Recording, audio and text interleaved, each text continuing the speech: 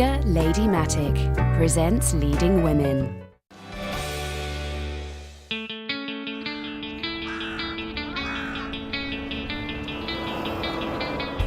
Kristin Skogen Lund is a rare breed in Norway's business world. As Executive Vice President of one of Norway's largest companies, Telenor, and President of the Confederation of Norwegian Enterprise, she is very often the only one wearing a skirt in a meeting, a fact that doesn't faze her one bit. I don't even think about it, I'm so used to it. Named by CNN Money as one of the 10 global women on the rise, and by Capital magazine as Norway's most powerful woman, this mother of four says she is ready for anything. I think I have some of that killer instinct, and I put myself in uncomfortable situations, and I don't allow myself not to deliver. This is Kristin Skogen Lund.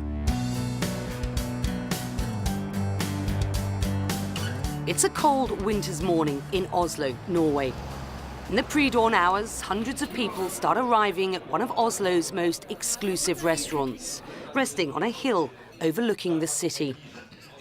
They're gathering to hear from some of the biggest names in what could be a major partnership between Norway and Germany, a discussion about energy sharing between the two countries. Among the list of presenters are Norway's Minister of Petroleum and Energy, Ola Borten Moe, former German Chancellor Gerhard Schröder, and Kristin Skogen Lund, in her role as President of the Confederation of Norwegian Enterprise, or NHO.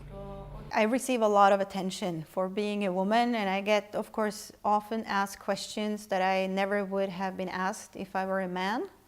Not so much how did you get here, but often more how do you manage it all. And of course you can choose to get sick and tired of it, or you can choose to just accept it, that it is a bit unusual being a female in this position. So it doesn't really bother me. If I can to some extent serve as an example that it's actually possible to do it and still have a reasonably normal life, then that maybe might serve a purpose.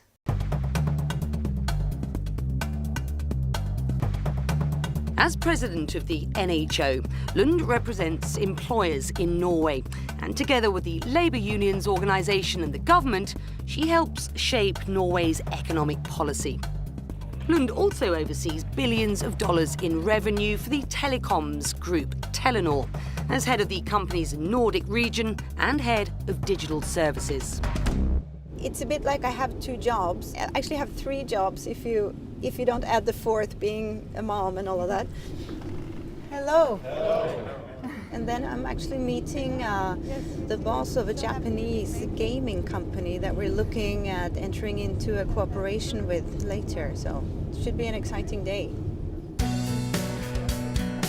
What she calls an exciting day is filled with tough decisions.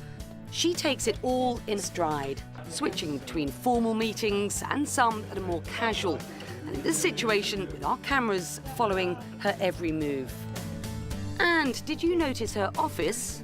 Well, it's a desk with a view, but in a very non-upper management way, it's situated in the middle of an open office space.